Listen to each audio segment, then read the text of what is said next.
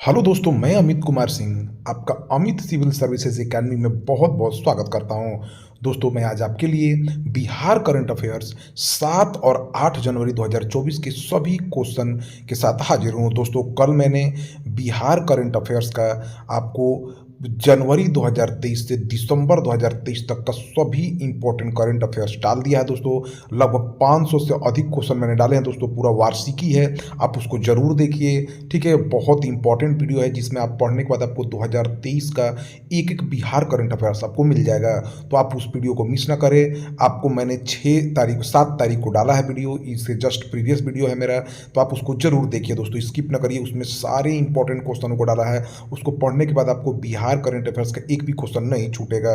पूरा का पूरा साल भर का मैंने वीडियो डाला है दोस्तों। ठीक है, और डेली मेरा बिहार करंट अफेयर्स तो चल ही रहा है। ठीक है, आज हम लोग 7 और 8 जनवरी 2024 के सभी बिहार करंट अफेयर्स राष्ट्रीय तथा अंतर्राष्ट्रीय घटनाओं के साथ देखेंगे। इसमें दोस्तों हम लोग 6 अखबारों का निचोड़ डेली देखते हैं, तो ये बहुत ही इंपॉर्टेंट वीडियो सेशन आपके लिए बन जाता है। तो लेट ना करिए, चैनल को सब्सक्राइब करिए, दोस्तों में शेयर करिए मंथली ईयरली डेली वीडियो प्राप्त करने के लिए। और दोस्तों, मेरे चैनल पर आपको पीडीएफ में मिल जाएगा अमित सिविल सर्विसेज एकेडमी, मेरा टेलीग्राम चैनल है, वहां पर जाइए, आपको डेली का पीडीएफ आपको मिलेगा। तो चलते हैं आज के पहले क्वेश्चन की तरफ। मुख्यमंत्री नीतीश कुमार ने बिहार में किस नए विभाग के गठन की घोषणा की है? देखिए दोस्तों, मुख्यमंत्री नीतीश कुमार ने खेल विभाग के अलग गठन की घोषणा की है। मुख्यमंत्री नीतीश कुमार ने बिहार में खेल विभाग के गठन की घोषणा की है। पहले यह खेल संस्कृति और युवा मंत्रालय के अंतर्गत ही आता था। बिहार सरकार मेडल लाओ नौकरी पाओ के अंतर्गत मुख्यमंत्री नीतीश कुमार ने जो है 7 तारीख को दोस्तों 7 जनवरी 2024 को 71 जो है खिलाड़ियों को नौकरी दिया है। बिहार के खेल युवा संस्कृति मंत्री जितेंद्र रॉय हैं। हाल ही में खेल मंत्री ने 534 प्रखंडों में खेल प्रशिक्षण केंद्र खोलने की घोषणा की है। बिहार के 534 प्रखंडों में बिहार के नालंदा के राजगीर में अंतर्राष्ट्रीय स्टेडियम बनाया जा रहा है। तो दोस्तों, ये जो आईएमपी फैक्ट्स हैं आपके लिए बहुत इंपॉर्टेंट है, इसको भी ध्यान रखिए। क्वेश्चन यहाँ से भी पूछा जा सकता है, आईएमपी फैक्ट से भी पूछा जा सकता है, इसलिए मैं इंपॉर्टेंट फैक्ट्स को जोड़ता हूँ कि जिससे आपको चीज़ें याद रहे। तो दोस्तों, वीडियो कैसा लगता है जरूर मुझको फीडबैक दिया करिए। अगर इसमें सुधार की जरूरत है तो वो भी किया जाएगा। केंद्र सरकार ने बिहार सरकार की किस योजना को पूरे देश में लागू करने की घोषणा की है? देखिए दोस्तों, केंद्र सरकार ने बिहार सरकार की छत पर सोलर योजना को, बिहार रूफटॉप सोलर योजना को पूरे देश भर में लागू करने की घोषणा की है। देखिए, बिहार के 6500 सरकारी भवनों में लगाए जा रहे हैं सोलर प्लेट लगाए जा रहे हैं। ठीक है, सरकारी भवनों की छतों पर सोलर प्लेट लगने से 20 मेगावाट बिजली का उत्पादन हो रहा है। सरकारी व निजी आवासीय भवनों में grid connected rooftop solar power plant की स्थापना पर 937.50 करोड़ खर्च हो रहे हैं। ठीक है, तो ये बहुत इंपॉर्टेंट योजना है दोस्तों। इससे क्या होगा, देखिए दोस्तों, सोलर रूफटॉप सोलर योजना बिहार सरकार की जल जीवन हरियाली अभियान के तहत इसको लाया गया है। इससे दोस्तों देखिए, आप थर्मल पावर प्लांट है, कोयला से बिजली उत्पादन होता है, तो उसमें बहुत ज़्यादा प्रदूषण होता है, हमारे पर्यावरण को नुकसान पहुंचता है। लेकिन सोलर पावर प्लांट में दोस्तों कोई भी पर्यावरण को नुकसान नहीं है और इससे अच्छी खासी बिजली भी मिल जाती है। ठीक है, तो बिहार के ऊर्जा मंत्री विजेंद्र प्रसाद यादव हैं, भारत के ऊर्जा मंत्री आर के सिंह हैं। तीसरे क्वेश्चन की तरफ चलते हैं दोस्तों। किस राज्य सरकार ने गर्भपात की अनुमति के लिए मेडिकल बोर्ड गठित किया है? देखिए दोस्तों, बिहार सरकार ने अवैध जो है अल्ट्रासाउंड केंद्रों पर अभी कुछ दिन पहले ही आप जानते हैं कि बहुत सारा जांच हुआ कि बिहार में बहुत सारे अवैध अल्ट्रासाउंड केंद्र चल रहे थे। और ये तब हुआ दोस्तों जब परिवार सर्वेक्षण स्वास्थ्य रिपोर्ट का जो 5वां जो सर्वेक्षण पेश हुआ, उसमें बिहार का जो लिंगानुपात दोस्तों एक घट गया था। कुछ जिलों का, जैसे पूर्णिया जिला का हो गया, मुजफ्फरपुर जिला का हुआ, लिंगानुपात बहुत घट गया।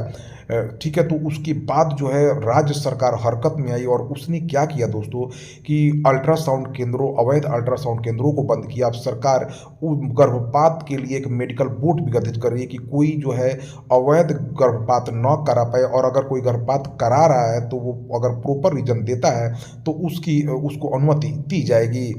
ठीक है, तो बिहार राज्य सरकार ने गर्भपात की अनुमति के लिए मेडिकल बोर्ड गठित किया है। बिहार सरकार ने पहली बार गर्भपात की अनुमति के लिए मेडिकल बोर्ड गठित किया है। गर्भपात के आवेदन के 3 दिनों के अंदर मेडिकल बोर्ड इसका निपटारा करेगा। इस मेडिकल बोर्ड में डॉक्टर, नर्सेज वगैरह रहेंगी। बिहार के स्वास्थ्य मंत्री तेजस्वी यादव हैं। भारत के स्वास्थ्य मंत्री मनसुख मंडाविया हैं। बिहार के एम्स पटना में दुर्लभ रोगों का उत्कृष्टता सेंटर बनाया जा रहा है। दोस्तों, दुर्लभ रोग, ऐसी रोग जिसका इलाज बहुत मुश्किल से हो पाता है, बिहार के एम्स पटना में उन दुर्लभ रोगों का सेंटर ऑफ एक्सलेंस बनाया जाएगा। ये आईएमपी फैक्ट्स है। एम्स पटना ने दोस्तों एक और काम किया है।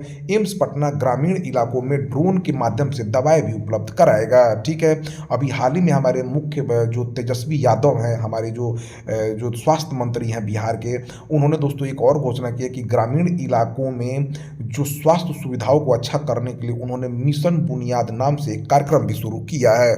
तो कुछ ये इंपॉर्टेंट फैक्ट्स हैं जो आपके एग्जामों में पूछे जा सकते हैं। बिहार पुलिस द्वारा शुरू किए गए डायल 112 के तहत कौन सा जिला सबसे अधिक रिस्पांस देने में के मामले में दिसंबर 2023 में प्रथम स्थान पर आया है? देखिए दोस्तों, सहायता पहुंचाने के लिए डायल 112 शुरू किया गया था। उसमें पूर्णिया जिला ने दिसंबर 2023 में अव्वल आया है उस फोन का रिस्पांस देने के मामले में। ठीक है, जब जब डायल 112 किया गया कस्टमर के द्वारा, चाहे जो भी पीड़ित लोग हैं, तो उसमें सबसे अधिक रिस्पांस पूर्णिया से मिला है। बिहार के पुलिस महानिदेशक श्री राजविंदर सिंह भट्टी हैं। पूरे बिहार में 44 साइबर थाने खोले गए हैं। दोस्तों, साइबर क्राइम की कोई भी समस्या होने पर पीड़ित अपने जिले के थाने में या फिर टोल फ्री नंबर 1930 पर शिकायत दर्ज कर सकते हैं। हाल ही में रिपोर्ट के अनुसार साइबर अपराध में पश्चिम बंगाल पहले स्थान पर है, उत्तर प्रदेश दूसरे स्थान पर, जबकि बिहार झारखंड का तीसरा स्थान पर है। बिहार के किस सिविल कोर्ट में बिहार का पहला डिजिटलाइजेशन केंद्र का उद्घाटन पटना हाईकोर्ट के मुख्य न्यायाधीश के विनोद चंद्रन ने किया है? देखिए दोस्तों, पूर्णिया जो सिविल कोर्ट होगा वो बिहार का पहला सिविल कोर्ट है जहां पर केस रिकॉर्ड पूरी तरह से डिजिटल होगा। ठीक है, डिजिटलाइजेशन केंद्र का उद्घाटन जो है पटना हाईकोर्ट के मुख्य न्यायाधीश के विनोद चंद्रन ने किया है। ठीक है, तो पूर्णिया सिविल कोर्ट बिहार का पहला सिविल कोर्ट बना है जहां पर रिकॉर्ड पूरी तरह से डिजिटल होगा। वर्ष 1916 में पटना उच्च न्यायालय की स्थापना हुई थी। साथ ही साथ दोस्तों, के विनोद चंद्रन ने जो पटना हाईकोर्ट के मुख्य न्यायाधीश, उन्होंने बताया कि बिहार के सभी कोर्टों को पर्यावरण अनुकूल बनाने की योजना बनाई गई है। आईजीएमएस के किस नेत्र रोग विशेषज्ञ को Indira Gandhi institute of medical sciences जो पटना में है उसके किस नेत्र रोग विशेषज्ञ को सुश्रुत सम्मान से दिल्ली में सम्मानित किया गया? देखिए दोस्तों, दिल्ली में एक सम्मान समारोह में जो है सुश्रुत सम्मान से आईजीएमएस के डॉक्टर विभूति प्रसन्न सिन्हा को, जो आईजीएमएस के नेत्र रोग विशेषज्ञ हैं डॉक्टर विभूति प्रसन्न सिन्हा, उनको सम्मानित किया गया है। जल जीवन हरियाली अभियान के तहत बिहार की 8,067 पंचायतों में कितना पौधारोपण किया जाएगा? देखिए दोस्तों, जल जीवन हरियाली अभियान के तहत बिहार की 8,067 पंचायतों में 1.77 करोड़ पौधरोपण किया जाएगा। ठीक है, सबसे अधिक पौधारोपण पूर्वी चंपारण में 8.7 लाख पौधे लगाए जाएंगे। इन पौधों को लगाने में मनरेगा मजदूरों की मदद ली जाएगी। पौधों की आपूर्ति में जीविका दीदी की पौधशाला के पौधों को प्राथमिकता दी जाएगी। बिहार के कृषि मंत्री कुमार सर्वजीत हैं। बिहार के पंचायती राज मंत्री मुरारी प्रसाद गौतम हैं। जनवरी 2024 में आयोजित अरुणाचल प्रदेश के ईटानगर में राष्ट्रीय जूनियर नेशनल वेटलिफ्टिंग प्रतियोगिता में पटना के किस खिलाड़ी ने रजत पदक जीता है? देखिए, अरुणाचल प्रदेश के ईटानगर में आयोजित राष्ट्रीय जूनियर नेशनल वेटलिफ्टिंग प्रतियोगिता में पटना के भोला कुमार सिंह ने रजत पदक जीता है। ठीक है, जनवरी 2024 में पाटलिपुत्र खेल परिसर में आयोजित 5 दिवसीय सेपक टाकरा बालक अंडर 19 खेल में दिल्ली को हराकर कौन सी टीम विजेता बनी है? तो देखिए, सेपक टाकरा बालक अंडर 9 में बिहार की टीम ने जो है दिल्ली को हरा दिया है और खिताब जीत लिया है। अंडर 19 बालिका टीम की विजेता मणिपुर रही है, बिहार को दूसरा स्थान मिला है। अंडर 17 बालक वर्ग विजेता में मणिपुर रहा है, बिहार को तीसरा स्थान मिला है। अंडर 17 बालिका वर्ग विजेता में बिहार तीसरा स्थान और विजेता मणिपुर रहा है। बिहार की पटना की रहने वाली किस छात्रा का चयन राष्ट्रीय युवा पुरस्कार के लिए हुआ है? तो ये साक्षी आनंद हैं। महाराष्ट्र के नासिक में 12 जनवरी से 16 जनवरी तक होने वाले नेशनल यूथ फेस्टिवल में राष्ट्रीय युवा पुरस्कार के लिए 15 लोगों में जो पूरे देश से चुने गए हैं, उनमें पटना की साक्षी आनंद का भी चयन हुआ है। इनको राष्ट्रीय युवा पुरस्कार से सम्मानित किया जाएगा। बिहार के किस जिले में पहला घड़ियाल और कछुओं का प्रजनन केंद्र बनाया जाएगा? तो देखिए दोस्तों, बिहार के पश्चिमी चंपारण जिले के बेतिया के गंडक नदी में पहला घड़ियाल और कछुओं का प्रजनन केंद्र बनाया जाएगा। बिहार के वन एवं पर्यावरण मंत्रालय ने इसके लिए पहल भी शुरू कर दी है। तो याद रखिए दोस्तों, बिहार के पश्चिमी चंपारण जिले के बेतिया के गंडक नदी में पहला घड़ियाल और कछुओं का प्रजनन केंद्र बनाया जाएगा। वेरी इंपॉर्टेंट क्वेश्चन है। बिहार के वन पर्यावरण मंत्री तेज प्रताप यादव हैं।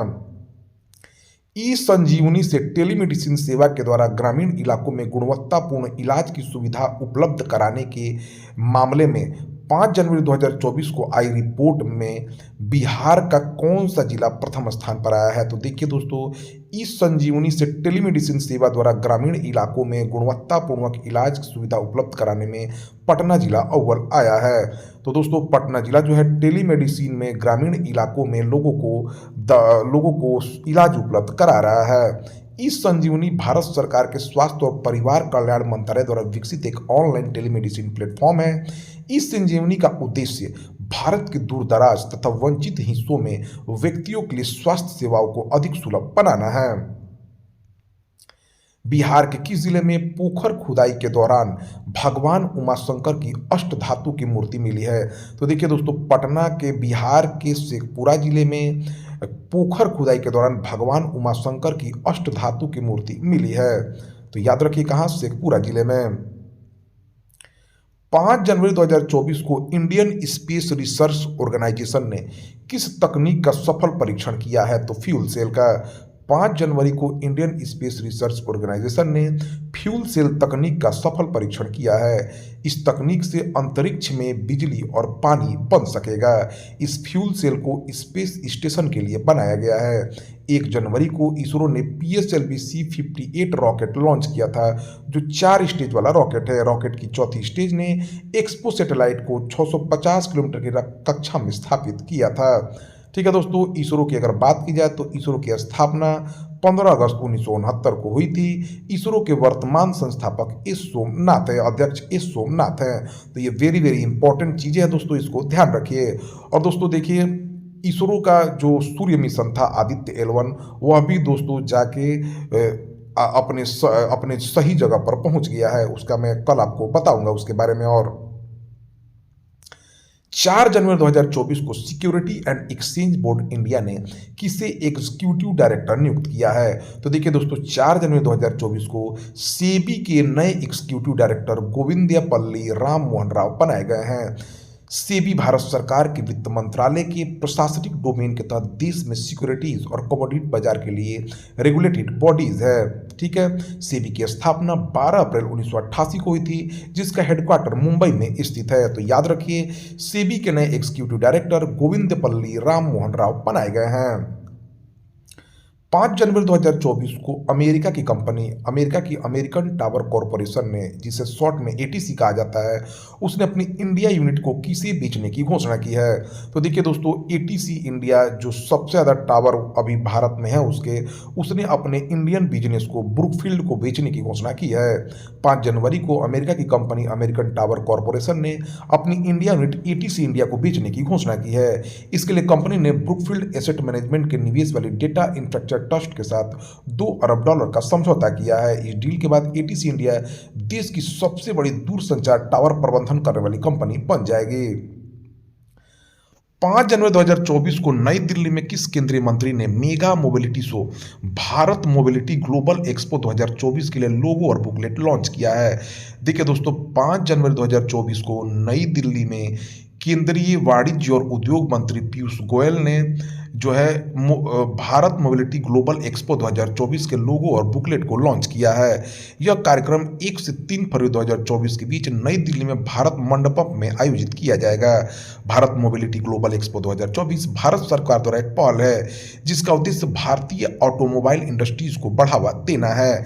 इस कार्यक्रम में 50 से ज्यादा देशों के 6 से ज्यादा एग्जीबिटर शामिल होंगे।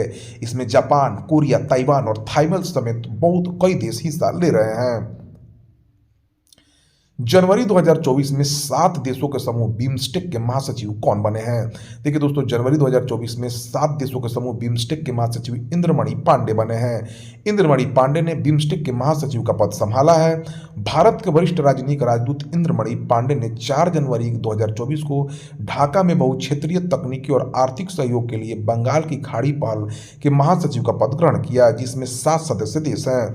बिम्स्टेक के देश हैं दोस्तों बांग्लादेश, भूटान, भारत, नेपाल, श्रीलंका, म्यांमार और थाईलैंड। बिम्स्टेक का मुख्यालय ढाका, बांग्लादेश में है।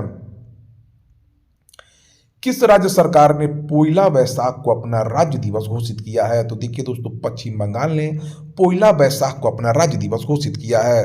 पश्चिम बंगाल की मुख्यमंत्री ममता बनर्जी हैं। पश्चिम बंगाल के राज्यपाल सीवी बोस हैं, सीवी आनंद बोस हैं। ठीक है दोस्तों, सीवी आनंद बोस। किस राज्य सरकार ने सरकारी स्कूलों के छात्रों के प्रदर्शन का मूल्यांकन करने के लिए कि छात्र कैसा कर रहे हैं, गुणोत्सव 2024 का आयोजन किया है? तो देखिए दोस्तों, असम सरकार ने राज्य सरकार के सरकारी स्कूलों में पढ़ रहे छात्रों के प्रदर्शन का मूल्यांकन करने के लिए गुणोत्सव 2024 का आयोजन किया है। असम के मुख्यमंत्री हिमंत बिस्वा शर्मा हैं। असम के राज्यपाल गुलाब चंद कटारिया हैं। किस देश में भारत सरकार ने एक समर्पित व्यापार क्षेत्र भारत पार्क बनाने की घोषणा की है? देखिए दोस्तों, भारत सरकार ने संयुक्त अरब अमीरात में एक समर्पित व्यापार क्षेत्र भारत पार्क स्थापित करने की योजना बनाई है, जिसमें वैश्विक दर्शकों के लिए भारतीय निर्मित वस्तुओं को प्रदर्शित करने और संग्रहित करने के लिए शोरूम और गोदाम बंद होंगे। गोल्डन ग्लोब अवार्ड 2024 में सर्वश्रेष्ठ निर्देशक मोशन पिक्चर का अवार्ड किसे मिला है? तो दोस्तों देखिए, ओपेनहाइमर के निर्देशक क्रिस्टोफर नोलन को 21वें गोल्डन ग्लोब्स के 21वें संस्करण जो कैलिफोर्निया के बेवरली हिल्स में आयोजित किया गया है, उसमें उनको सर्वश्रेष्ठ निर्देशक का पुरस्कार मिला है। ओपेनहाइमर दोस्तों 2023 की सबसे कामयाब फिल्मों में से एक है। बेस्ट एक्टर का अवार्ड गोल्डन ग्लोब अवार्ड में सिलियन मर्फी को मिला, जो ओपेनहाइमर के एक्टर थे। बेस्ट फीमेल एक्टर का अवार्ड लिली ग्लैडस्टोन को मिला है killers of the flower moon के लिए। एशियाई ओलंपिक क्वालिफायर में पुरुषों की 10 मीटर एयर पिस्टल स्पर्धा का स्वर्ण पदक किस टीम ने जीता है? देखिए दोस्तों, भारतीय निशानेबाजों ने इंडोनेशिया के जकार्ता में एशियाई ओलंपिक क्वालिफायर में अपने अभियान की शानदार शुरुआत करते हुए पुरुषों की 10 मीटर एयर पिस्टल स्पर्धा में स्वर्ण पदक जीत लिया है। वरुण तोमर, अर्जुन सिंह चीमा, उज्जवल मलिक की भारतीय टीम ने कुल 1740 का स्कोर बनाकर शीर्ष स्थान हासिल किया है। ईरान ने रजत पदक जीता है, वहीं कोरिया ने कांस्य पदक जीता है। व्यक्तिगत इवेंट में वरुण और अर्जुन ने भी फाइनल में जगह पक्की कर ली है। इंडस फूड्स 2024 प्रदर्शनी का उद्घाटन किसने किया है? तो देखिए दोस्तों, केंद्रीय वाणिज्य एवं उद्योग मंत्री पीयूष गोयल ने विविध खाद्य पारिस्थितिकी तंत्र को प्रदर्शित करने वाली इंडस फूड 2024 का उद्घाटन किया है। इसका आयोजन India exposition mart greater Noida में किया जा रहा है।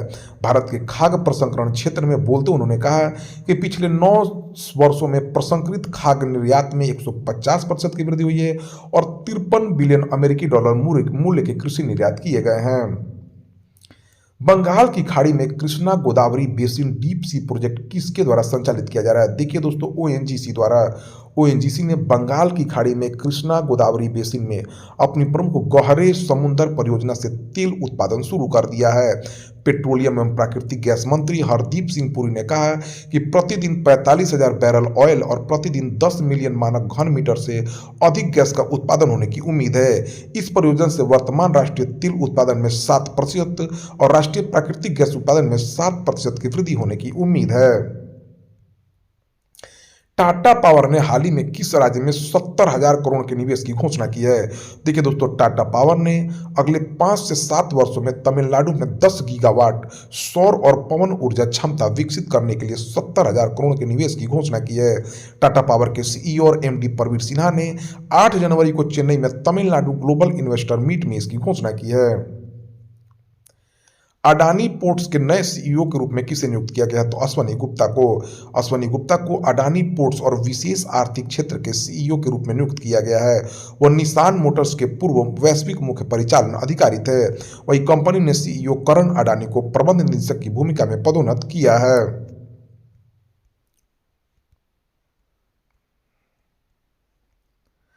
अमृत धरोहर क्षमता निर्माण योजना के तहत किस झील पर प्रशिक्षण कार्यक्रम आयोजित किया जाएगा? देखिए दोस्तों, जो उड़ीसा के चिल्का झील पे जो है पर्यटन मंत्रालय ने अमृत धरोहर क्षमता निर्माण योजना के अंतर्गत उड़ीसा में रामसर स्थल चिल्का झील पर एक प्रशिक्षण कार्यक्रम आयोजित किया है। ठीक है, इस पहल के अंतर्गत 15-15 दिनों के 2 प्रशिक्षण कार्यक्रम, वैकल्पिक आजीविका कार्यक्रम और पर्यटन नाविक प्रमाण पत्र आयोजित किए जाएंगे।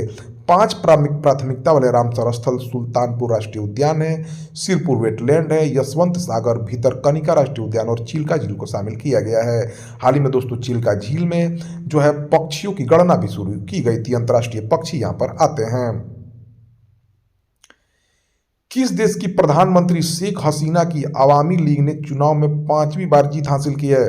दोस्तों देखिए, बांग्लादेश की प्रधानमंत्री शेख हसीना ने लगातार चौथी बार आम चुनाव में जीत हासिल की है और कुल मिलाकर यह उनकी 5वीं जीत है। शेख हसीना कुल 5वीं बार बांग्लादेश के प्रधानमंत्री के रूप में शपथ लेंगी। प्रधानमंत्री शेख हसीना की पार्टी अवामी लीग ने बांग्लादेश चुनाव में 5वीं बार जीत हासिल की है। ठीक है, हसीना की पार्टी अवामी लीग ने 300 सीट वाली संसद में 223 सीटें प्राप्त की है। राजधानी बांग्लादेश की ढाका है, मुद्रा यहाँ के टका है, राष्ट्रपति मोहम्मद शहाबुद्दीन चुप्पू हैं। 10वीं सदी का शिलालेख कदम्ब शिलालेख किस राज्य में मिला है? तो देखिए दोस्तों, गोवा में मिला है। दक्षिणी गोवा के काकोडा में महादेव मंदिर में कदम्ब काल का 10वीं शताब्दी ईस्वी का एक शिलालेख खोजा गया है। यह कन्नड़ और संस्कृत में लिखा गया है। इस शिलालेख पर पैराग्राफ की शुरुआत एक अद्भुत वाक्य अच्छा रहो अर्थात स्वस्ति श्री के साथ शुरू होती है। गोवा के कदम्ब मयूर शर्मा के वंशज है। गोवा के कदम्ब कल्याण प्रथम के चालुक्यों के अधीनस्थ थे। गोवा के मुख्यमंत्री प्रमोद सावंत थे। 19 दिसंबर 1961 को ऑपरेशन विजय चलाकर गोवा को पुर्तगालियों से मुक्त कराया गया था। किस लेखक को कुवेम्पू राष्ट्रीय पुरस्कार 2023 से सम्मानित किया गया? तो देखिए दोस्तों, शीर्षेंदु मुखोपाध्याय। हाल ही में शीर्षेंदु मुखोपाध्याय को राष्ट्रीय कुवेम्पू ट्रस्ट द्वारा स्थापित 2023 का कुवेम्पू राष्ट्रीय पुरस्कार प्राप्त हुआ है। शीर्षेंदु मुखोपाध्याय यह पुरस्कार पाने वाले 11वें प्राप्तकर्ता और पहले बंगाली लेखक बने हैं। कुवेम्पू राष्ट्रीय पुरस्कार एक राष्ट्रीय पुरस्कार है जो दिवंगत कवि कुवेम्पू की स्मृति में प्रतिवर्ष प्रदान किया जाता है। एथलेटिक फुटवेयर और परिधान कंपनी एडिडास कंपनी ने चीन के बाहर एशिया में अपना पहला और एकमात्र वैश्विक क्षमता केंद्र भारत के किस राज्य में स्थापित करेगा?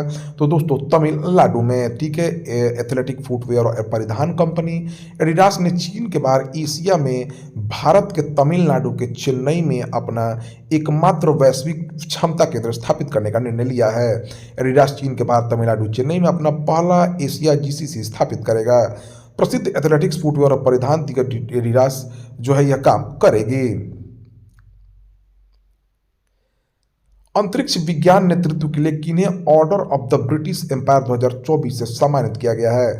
देखिए दोस्तों, प्रोफेसर एड्रियन क्रूज को Order of the British Empire Birmingham विश्वविद्यालय में गुरुत्वाकर्षण तरंग अनुसंधान समूह के एक प्रमुख व्यक्ति प्रोफेसर एड्रियन माइकल क्रूज को अंतरिक्ष सेवाओं में उनके योगदान के लिए नए वर्ष के सम्मान में सम्मानित किया गया है। तो दोस्तों, यह रहा 7 से 8 जनवरी 2024 के सभी इंपॉर्टेंट बिहार करंट अफेयर्स, राष्ट्रीय तथा अंतर्राष्ट्रीय घटनाओं के साथ। तो दोस्तों, ऐसे ही इंपॉर्टेंट प्राप्त करने के लिए मेरे चैनल से जुड़ जाइए। Thank you for watching my videos.